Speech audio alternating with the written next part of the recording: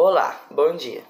Eu me chamo Pedro Henrique e hoje eu e meu grupo, composto por Samara Godoy, Tamires Rosa da Silva, Evelyn Cristina, Mariana Dias, João Vitor Lima e Murilo Macedo, iremos falar sobre o arcadismo. Bem, o arcadismo ele foi o principal movimento literário do século XVIII. Ele também recebeu o nome de setecentismo por ter se originado no começo dos anos 1700 e também foi muito conhecido como neoclassicismo. Aliás, a partir deste último nome que eu citei, dá pra gente perceber a relação do arcadismo com os valores da cultura clássica, ou seja, os valores gregos romanos e renascentistas. Além da volta aos clássicos, o arcadismo ele também foi muito influenciado pelo iluminismo, no caso, um movimento filosófico da época que compreendia ter o ser humano como o centro das atenções e do universo. Eles também ficaram por conta do desenvolvimento técnico e tecnológico, que modernizou os meios de produção da época, produzindo assim um forte êxodo rural. Uma curiosidade é que os autores arcades eles eram muito conhecidos por se opor ao barroco, mas eles também seguiam preceitos do iluminismo. Aliás, o movimento arcade foi fortemente influenciado pela cultura grego-latina e renascentista. Entretanto, a clareza e a harmonia nos temas e formas foram se afastando da linguagem rebuscada e complicada do barroco. Então, a partir do século XVIII, as antíteses e paradoxos começaram a dar um lugar para o sujeito racional que buscavam a simplicidade e racionalidade na hora de falar. Falando do arcadismo, a gente não podia deixar de citar o arcadismo aqui no Brasil. Eu vou estar falando de dois principais pontos, que são como que ele chegou e como que ele surgiu. Como que ele chegou aqui no Brasil? Ele chegou por volta de 1768, através de algumas publicações de alguns poemas de Cláudio Manuel da Costa. A maioria dos poetas arcádicos da época aqui do Brasil eram de Vila Rica, onde hoje é localizado Ouro Preto, Minas Gerais. Como foi que ele surgiu aqui no Brasil? Ele veio através de alguns ideais iluministas franceses. Eles foram trazidos por europeus, membros da alta sociedade, como militares, padres e comerciantes. É bom ressaltar que existem 4 principais poetas da época, que são um já citado, o Cláudio Manuel da Costa. Também temos o Tomás Antônio de Gonzaga, Brasílio da Gama e José de Santa Rita Durão. O arcadismo ele também foi muito conhecido como neoclassicismo. Ele teve o fim aqui no Brasil lá em 1836, assim abrindo suas portas para o romantismo. Ainda falando do arcadismo, agora eu vou falar do contexto histórico dele. O arcadismo, quando ele chegou aqui no Brasil, a gente se encontrava num ciclo de ouro. Esse ciclo de ouro ele foi em Vila Rica, atual Ouro Preto, Minas Gerais, como já foi dito. Esse ciclo era quando eram muito consumidos poemas, principalmente os arcádicos, com os dois principais poetas, que eram Tomás Antônio de Gonzaga e Cláudio Manuel da Costa. Esses principais poetas andavam do lado de Tiradentes, que era uma figura muito importante da época. Mas após uma declaração de Joaquim Silveira dos Reis, os poetas foram presos, acusados de conspirar contra. Tomás Antônio de Gonzaga foi preso em Moçambique. Já o Cláudio Manuel da Costa, segundo fontes, se suicidou na cela da prisão. As principais características do arcadismo são racionalismo, bucolismo e pastoralismo.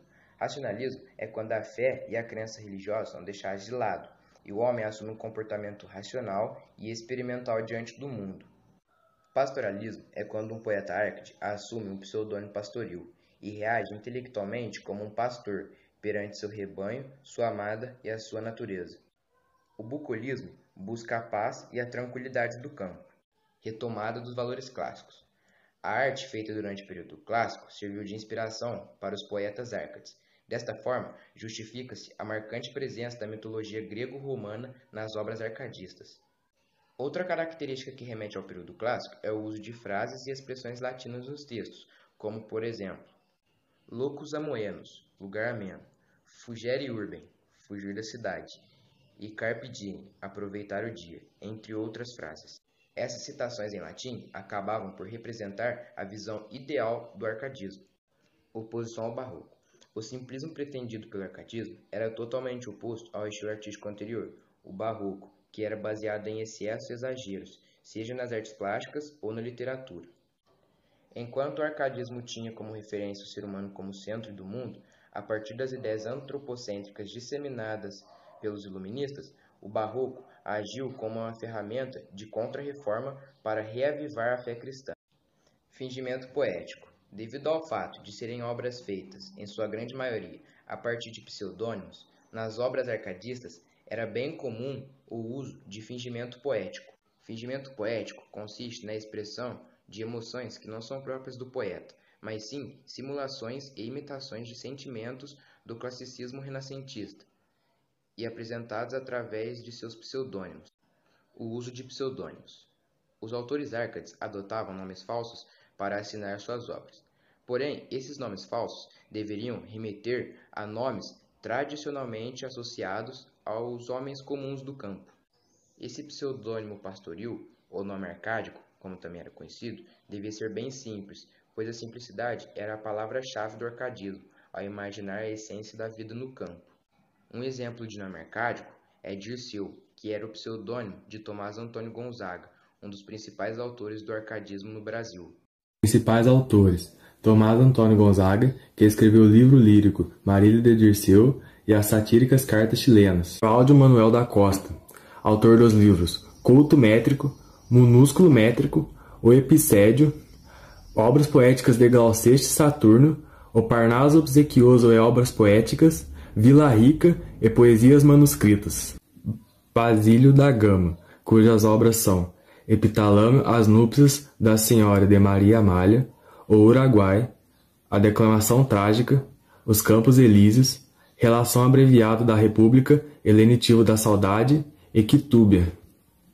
Santa Rita Durão, que escreveu as obras Proemia Studiorum Instauratione Oratio e Caramuru.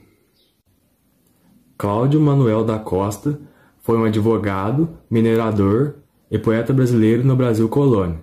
Destacou-se pela obra poética e pelo seu envolvimento na Inconfidência Mineira. Tomás Antônio Gonzaga foi um dos importantes escritores do movimento árcade no Brasil. Ele é patrono da cadeira 37 da Academia Brasileira de Letras. Além de poeta, ele foi ativista político, juiz e advogado, e participou da Inconfidência Mineira, em Minas Gerais. O Uruguai é um poema épico escrito por Basílio da Gama, em 1769, que conta de forma romanceada a disputa entre os jesuítas, os índios e os europeus, nos 7 povos das Missões, no Rio Grande do Sul. Poeta e orador, foi um dos grandes representantes da poesia épica brasileira na época da colonização. Santa Rita Durão, ou José Frei de Santa Rita Durão, nasceu em Cata Preta, aos arredores de Mariana, em Minas Gerais, no ano de 1722.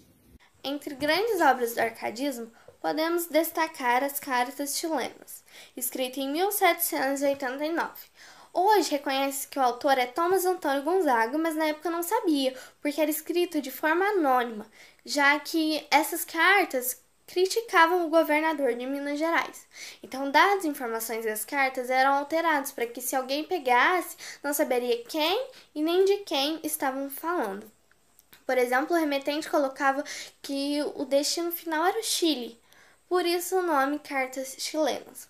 Outra principal obra é o Uruguai, escrita em 1769 pelo autor Basílio de Gama. É um poema épico. Poema épico é quando exalta o feito de tal povo. Bom, essa obra fala sobre um confronto entre indígenas, jesuítas e europeus. Ela traz o indígena como herói, ela exalta o Marquês do Pombal e faz uma crítica a jesuítas. Outra obra importante é o Caramuru, de 1781. É de Frei de Santa Rita Durão, mas também conhecido como Santa Rita de Durão. É um poema épico, como eu já expliquei, poema épico é quando exalta o feito de tal povo. Fala sobre o descobrimento da Bahia. É um poema que recebeu esse nome Caramuru porque essa história foi trazida como poema a partir de uma lenda que era contada. E este nome Caramuru é por conta do personagem principal deste poema.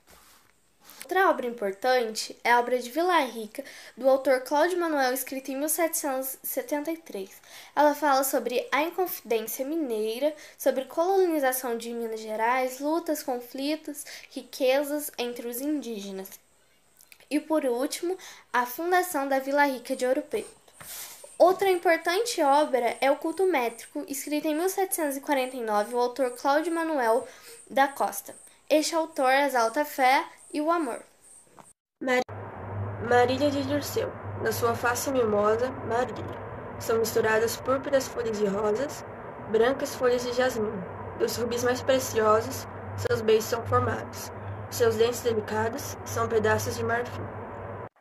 De caráter autobiográfico, Tomás Antônio Gonzaga escreveu essa obra inspirada na sua própria história de amor.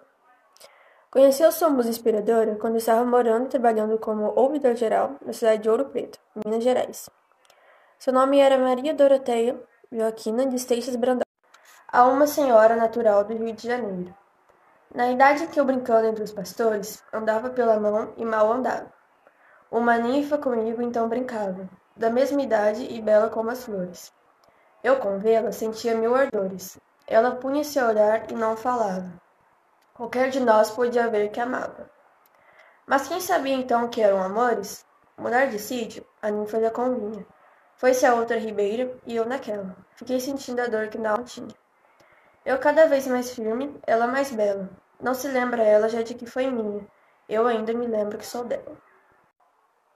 A poesia mostra os sentimentos do eu lírico a uma mulher, onde eles eram jovens e viviam uma vida simples, tendo assim como características do arcaísmo e pastoralismo, bucolismo e nativismo. Mas o eu lírico acaba sofrendo por amor, quando a mulher decide se mudar dali onde eles viviam. Poema Temei Penhas, Cláudio Manuel da Costa. Destes penhascos fez a natureza, o berço em que nasci. Ó, quem cuidara que entre penhas tão duras se criara uma alma terna, um peito sem dureza. Amor que vence os tigres, por empresa tomou logo render-me. Ele declara contra meu coração guerra tão rara que não me foi bastante a fortaleza. Por mais que eu mesmo conhecesse o dano a que dava a ocasião, minha brandura, nunca pude fugir ao cego engano. Vós que ostentais a condição mais dura, temei penhas, temei. Que amor tirano, onde há mais resistência, mais se apura. Nesse poema, o autor quis expressar seus sentimentos pela terra onde ele nasceu, entre montanhas que a natureza criou. E no meio das penhas se criou uma alma terna, cheia de amor e sem durezas. O autor também diz que o amor vence os tigres e que o coração pode enfrentar qualquer guerra com seu amor e força. Poema Camamuru, Santa Rita Durão, Conto 2. Não era assim nas fugitivas, que umas frechava no ar e outras em laços. Com arte o caçador tomava vivas, uma, porém, nos líquidos espaços, fez com a pluma as setas, pouco ativas, deixando a lira pena os golpes laços. Dando a mira Diogo o ponto aguardo, dá-lhe um tiro, derruba-a com a espingarda. Estando a turba longe de cuidá-lo, fica o bárbaro, ao golpe estremeado e cau por terra, um tremendo abalo.